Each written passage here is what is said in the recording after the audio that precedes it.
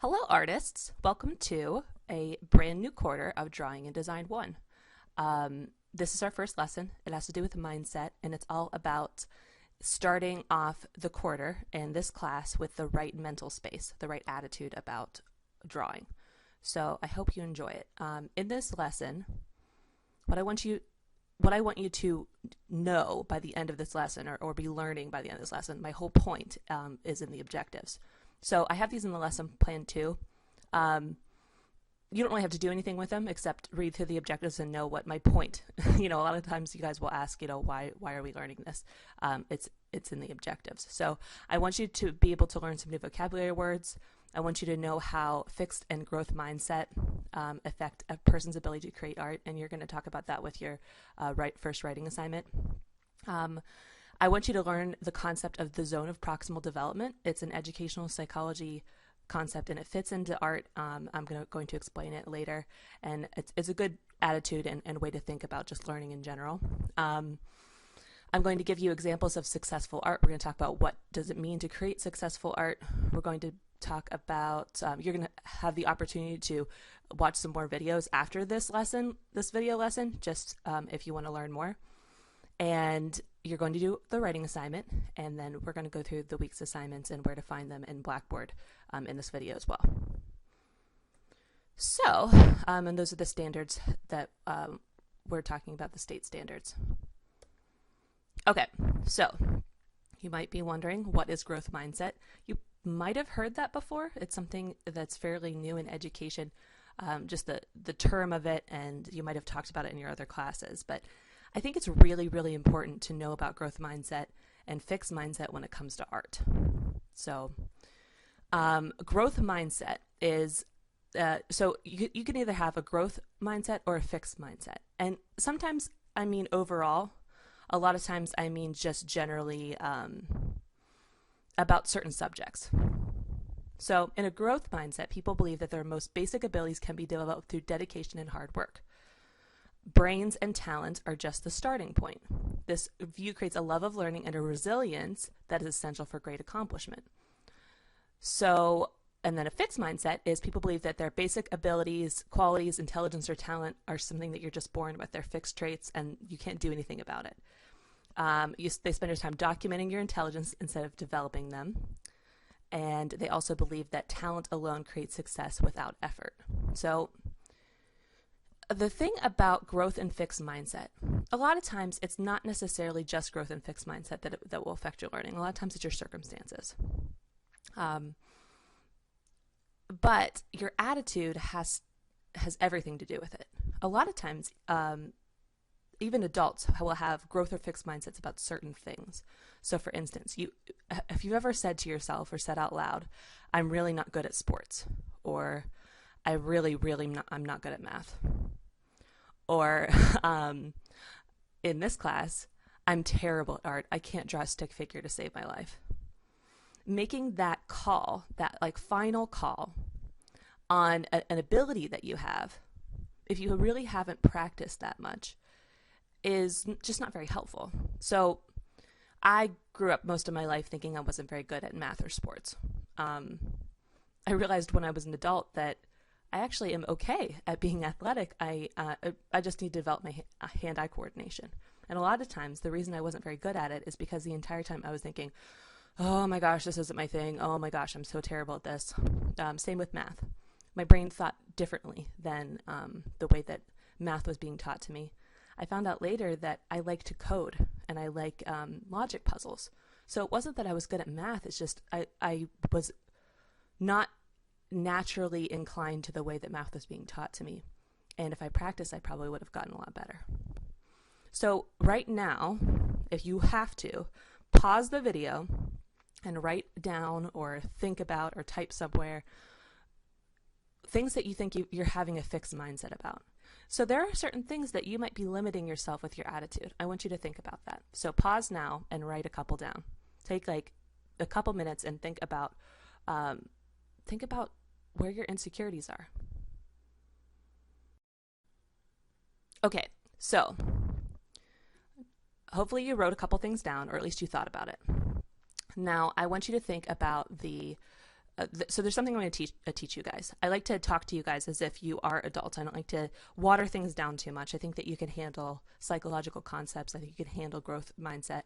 This is a educational psychology concept, and I want you guys to think about it when it comes to art. So I'm going to explain it later, but the zone of proximal development is an educational psychology term. A lot of teachers learn this in college, when we're learning how to become teachers. There is a difference between what a learner can do without help and what they can achieve with guidance and encouragement from somebody that knows what they're doing. So the term proximal means that the skills that the learner is close to mastering. Has anyone, can you think of something like that? Something that you were not getting if you were reading through the worksheet or reading through the description or even watching a video on it, and then somebody else comes over and shows you what to do or walks you through it, and then you're like, oh, okay, all right, that's how you do it. So that other person that will come over and show you something to help you learn or master a skill or a concept is called the more knowledgeable other. So a teacher, somebody like that. A lot of times you're the more knowledgeable other as well. If you think about, have you ever tried to help your parent with something on the computer? They're like, I can't get this file to save, right? And then they call you over, you say, all right, it's right here, Mom. You click it, you save it. Or can you help me convert this PDF into a Word doc? A lot of times, sometimes you might know how to do that when somebody else might not know how to do that, right? If you've ever showed your parents, things on social media or explained a meme to them, right? You're the more knowledgeable other, and you'll gain more skills. You'll become the more knowledgeable other in a lot of different areas as you grow older. So we're going to talk about that when it comes to art, though. So why is the growth mindset so important to talk about in art? And the reason I think that, when I was first introduced to growth mindset, I just had this intense feeling like, man, you know what? There are a lot of things in this world that people limit themselves with their attitude. But art has got to be one of the worst, right?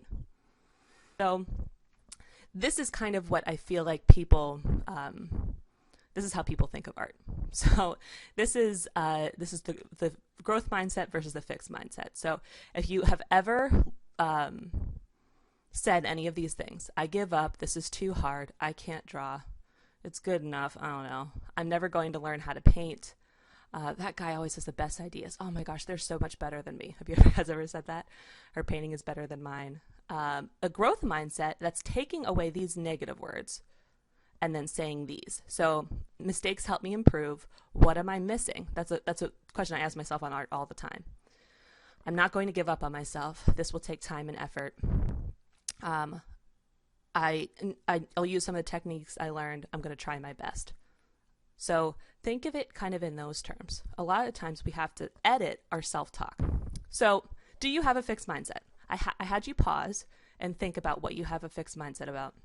I want you to think about what specifically when it comes to art. How would you rate your artistic ability? If you were to put it on a scale of 1 to 10, you're going to do this in your exit tick at the end of the week, but seriously, how would you rate your artistic ability? If you're being really honest with yourself, how do you feel about it?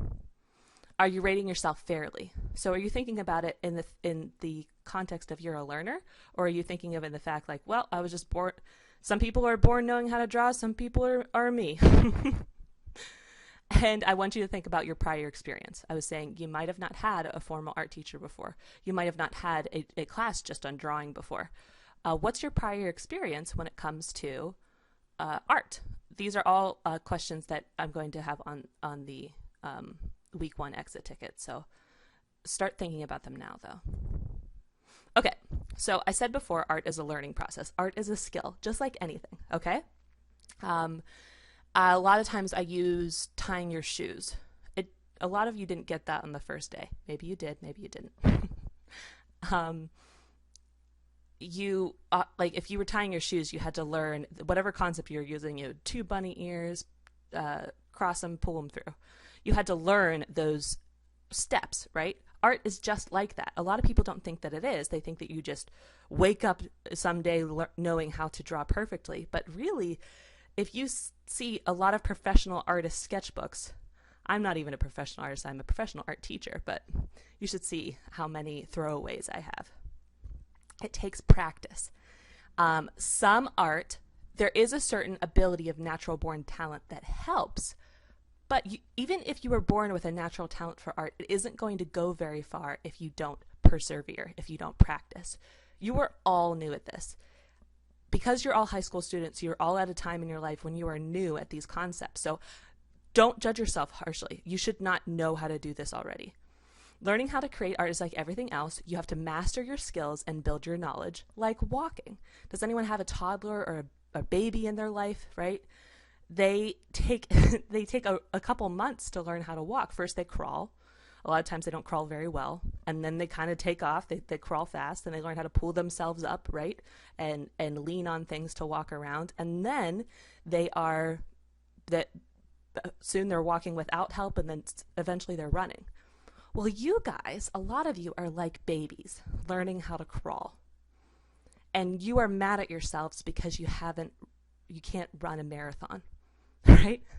You are just starting at art. You're just trying. You've never tried this before. So you're like a baby that's learning how to crawl. And then you look at a Michelangelo piece or like a professional artist on Instagram and you're like, oh, well, I'll never be able to do that. And it's just so limiting. And I think art is one of those things that people are exceptionally harsh on themselves about. You can't run a marathon if you haven't even learned how to walk yet. So my goal is to teach you how to walk. That's it. Okay, a lot of times artists see their work like this. Even a lot of professional artists see their work as this. Mistake, pretty good, mistake, could do better, not as envisioned. And then usually there's one spot of like, that part right there, that's the money, that's amazing, right? A lot of times you look at your art and you think of it like this. Every person is going to look at their art and think of all the mistakes, because art is very personal. A lot of times what you're creating is you're really putting yourself out there. And that's what makes creating art a little bit scary. But I not only challenge you to persevere through this class, but I also want you to be courageous. Put yourself out there. Show your art off. You're all learning. It's okay. So it is kind of personal. It is kind of scary to show your art to other people. But we're all learning here. We're all learners. Okay, so if you've decided that you have a fixed mindset about art, that's okay. One of the things that I really try to emphasize when I teach art is that art is more than realism. A lot of you guys think that art is not good unless it looks exactly like a photo or exactly like what you see with your eye. This is not true. So I want you to kind of reformat your thinking. Good art is not art that looks exactly real, okay? That's what I mean by realism. Think of it as a visual language, communicating, right? So when we go back to the roots of art, the very beginning of art in general, it was communicating things on cave walls, right? Or telling a story. They weren't necessarily worried about it looking real. They were worried about what it was saying. So it was developed and preserved first and foremost as a mean of communication, like a written language. Before we had the alphabet, people drew pictures to communicate something. Fast forward now, I want you to think of art as if communication is taking place. If you're getting your point across, then it's good. If you're not getting your point across, then it's not. So think about a lot of the art that you've admired before that's photorealistic, that looks exactly like a photo. It looks real, right? A lot of times it's beautiful, and I'm not saying that it's not, but is it really communicating something? It's most successful if it's communicating something. So fine art is a way that human beings can communicate. This means that art is actually sometimes less effective when it looks exactly like a photograph if there's nothing else behind that, right? You have to have a point or a message.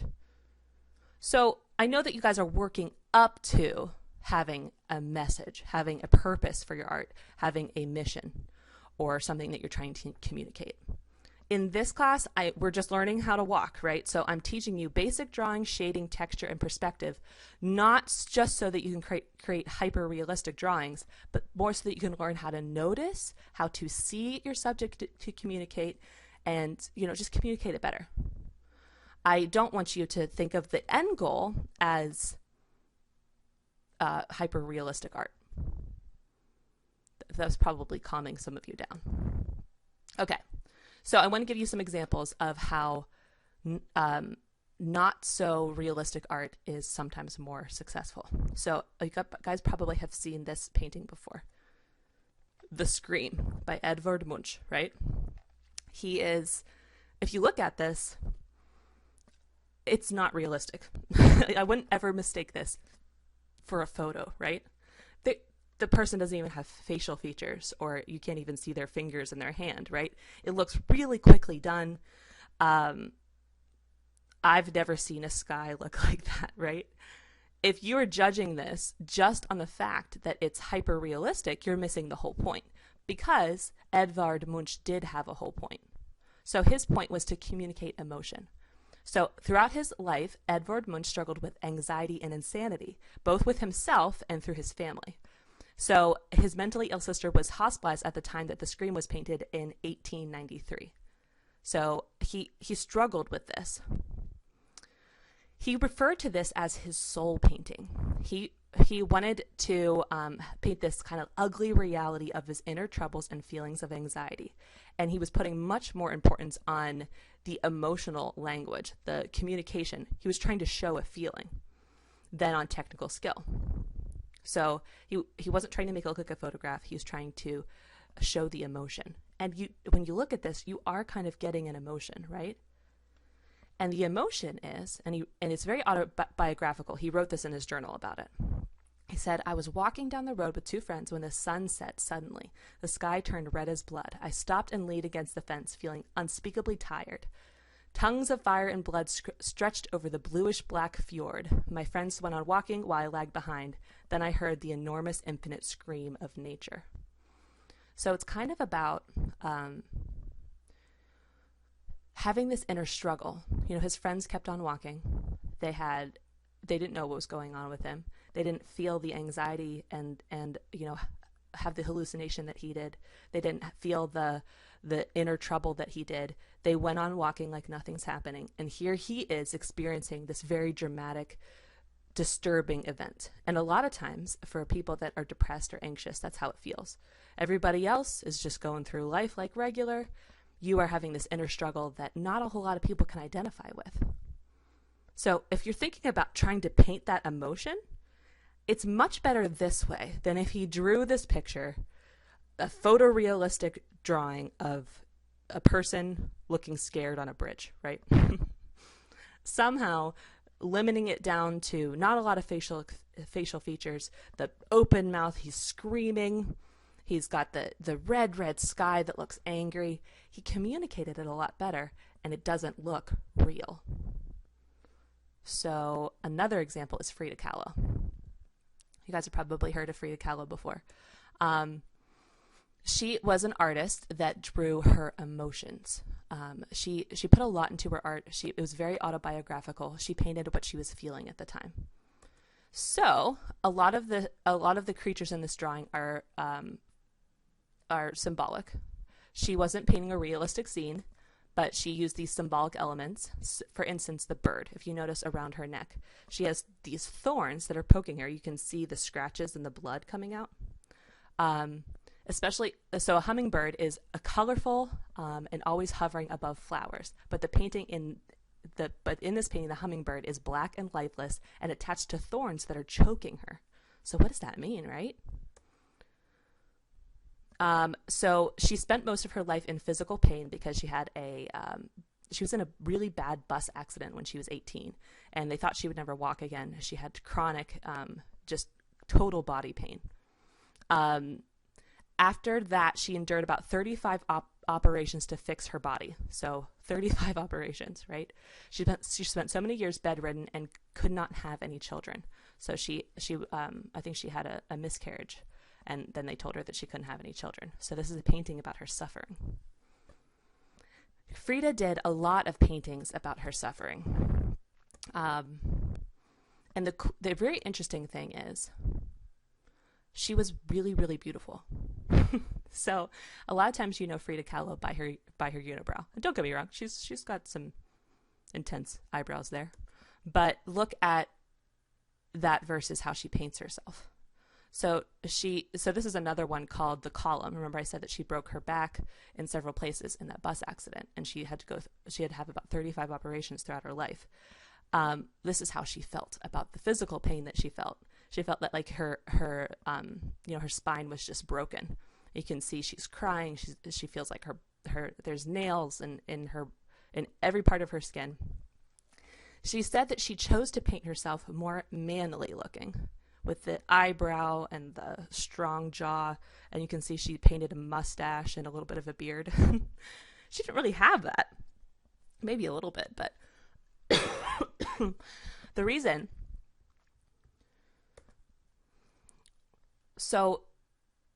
that she chose to paint herself with the square jaw and the mustache is because men had more power. She didn't want to see herself as weak and feminine. She wanted to see herself as masculine and strong to deal with the things that she had to deal with.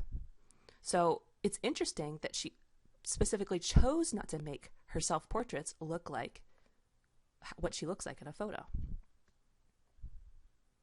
So my point in this is not to tell you that you have to have this extremely existential, deep meaning for creating all your art.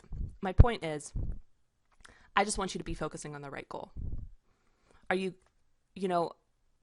instead of this doesn't look right, or I can't make it look like I see, or being really frustrated that you're not getting the photorealism that, you've kind of been wired to think of. You've kind of been, your whole life, you've probably thought of good art as art that looks real. I want you to realize that I want you to think, what are you trying to say? What are you trying to communicate? Did you make your point? If you're trying to draw an apple, did you draw an apple? Cool. I might say to you, these are a couple ways where if you wanted to add more shadow, this is how you can do that. But do people generally understand what's going on when they see your art? I want you to think of it as communication. So this is something to work up to. I don't expect you to be good at focusing on the right goal or communicating complex emotions right now. Right now, we're just focusing on basic skills, but when you're creating art, I think it's really important to establish the right end goal, the right end game. If we're not going for photorealism, then I don't want you to think that you need to focus on photorealism. Okay, so a couple words and phrases are outlawed in my class. And I have this slide on every presentation that we do in studio hours. So I can't draw very well. Not allowed to say that, sorry. I can't shade, can't say that. I can't draw people. Painting's too hard. I can't draw hands, it's impossible. I can't draw noses. Wow, this is terrible. I give up. I suck at this. I can't work a paintbrush. I couldn't even draw a stick figure if I tried. Sorry guys, you aren't allowed to say that anymore. Instead, you can replace it, like the other slide that I had with the brain, you can replace it with those words, like, oh, okay, well, I'm not very comfortable with this yet, is as negative as I want you to get. Or I'm really new at this, or I need to practice more. Especially don't say I couldn't even draw a stick figure. I hear that way too often as an art teacher. So when you hear this from others, I don't want you to and I'm not going to make you feel bad for this. I don't want you to make other people feel bad for, talking negative about themselves. That's just double negative, making them feel bad about feeling bad. We're not going to do that. But encourage them. Say, sure you can. Just keep going, or here, offer a helpful, a helpful suggestion, or encourage them to keep going. Sometimes you have to go through a couple of rough drafts before you get to a really good final result. So I want you to encourage other people and encourage yourselves while you're doing it. Okay, so the zone of proximal development.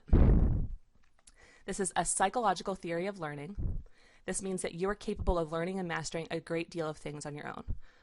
Chances are you've sat down with your colored pencils or your crayons or your pencil and you've tried to draw things before. And you get to a certain point where you're drawing the same thing over and over again, or you get to a point where, all right, well, I tried really hard and I don't know how to make this better. I want it to be better, but I don't know how to make this better. If you've reached that point, That's okay, because the zone of proximal development, this theory of learning, says that there are things that you can learn by yourself. That's your comfort zone.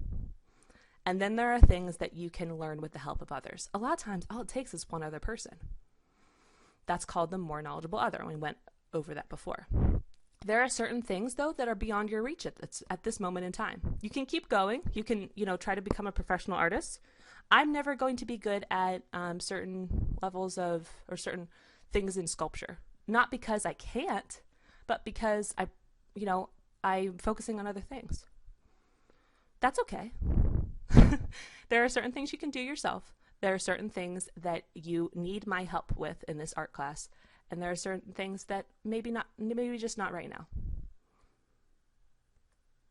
So my point in saying that to you is, good news, you have an art teacher. That's me. I'm here for a reason. I'm here to teach you because I'm your art teacher, so I'm here to teach you art. I really like my students. I like you guys. I got into teaching art because I like to talk to students. So I already like you, so that's good. I love talking about art, especially yours. That's why I have so many opportunities for office hours. I believe in you. I think that you can learn. I think that you can do better. The struggle is whether you believe in you. And just basically take advantage of my presence. You don't always have an art teacher with you. You're not always taking an art class and learning new things. So while you have me, bounce ideas off of me. Ask me questions. Take your art to me in office hours and say, why do I hate this right now? Or how can I make this look better? Or what am I missing? That's why I'm here. So that's part of starting this class off on the right foot. Realizing that I know it's really easy in an asynchronous class to feel isolated, but you have an art teacher that is available to you every day. Okay. In order to be successful in art, I want you to focus on the 4 Ps. This is just in all art. Passion. If you love it, you're going to be good at it. There's a certain something inside of you that makes you, or is developed. A lot of times you don't realize that you love art as much as you do. But if you love it, you will do good at it. If it's something that relaxes you, if it's something that makes you happy, you'll do well. And then there's the practice. You have to do the same thing over and over and over again, and you will slowly get better, I promise. It's like me with painting or drawing or any of these things. I try new things all the time, and normally the first one is not something that's, my best. When I keep going, then I get better results. Perseverance. Now, I'm not just talking about practice. Obviously I want you to keep going. I want you to keep trying the same things over again. But perseverance has to do with your attitude too. So when you're doing something and it looks bad, not saying, oh, well, I just want to cry now. You keep going even though you're frustrated. You keep trying. You keep practicing. It's that drive to keep going over and over again and working at something. And then a lot of it is problem solving. So a lot of art is getting into tricky situations and then getting out of tricky situations. So I just realized that I was painting and I got a big splotch on the part that I just finished. Whoops. Or the pencil I'm using is too dark for this. Or I don't know why, but my paper is starting to curl.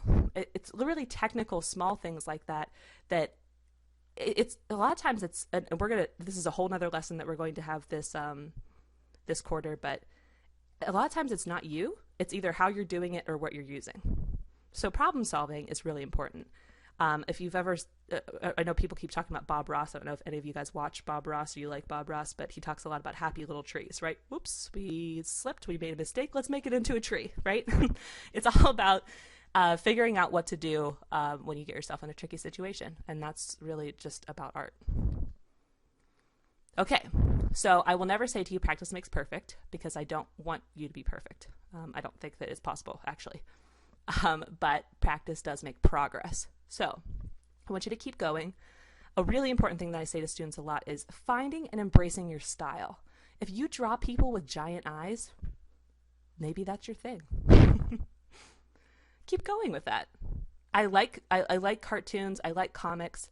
I would say anime is a different kind of thing, because a lot of times what the deal is with anime is that it is formulaic. It's like, here's a certain way to draw eyes, here's a certain way to draw hair.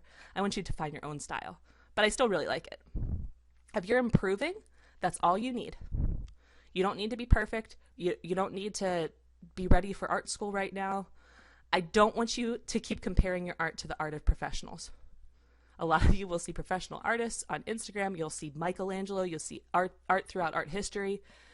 Your job is to learn. It's not to compare yourself with people that have already mastered these skills. Your job is to be mastering the skill. So think of yourself as a learner. You are a learner. You're new at this. You're developing. You are not expected to be perfect. Ever. Okay, so let's talk about the assignments. I want to go through the assignments and how to find them in Blackboard.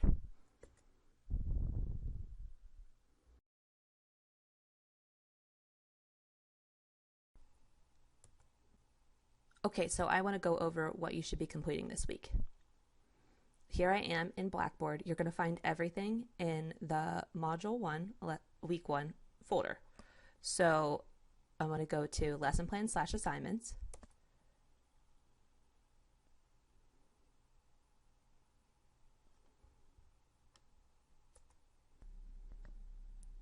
Once you are in a lesson plan / assignments, this is really the only thing that's available to you right at this instant, which is the Module 1 Introduction. You'll have a lot more lesson plans available soon, so you can work ahead. Here's your Week 1 lesson plan, so read through those. And then you can get to the assignments in 2 ways. You can click over here in these this table of contents to get to the different assignments, or you can click on these arrows over here. So if we look at our syllabus and schedule, the very first week, first day, you have to read the syllabus and complete the syllabus quiz. So if we're back in Blackboard, read the syllabus, take the syllabus quiz. So here's where you read the syllabus.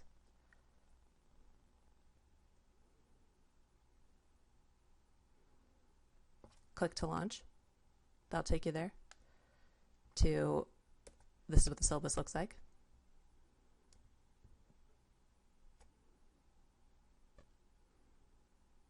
Complete the syllabus quiz. That's the next page. That's the next assignment.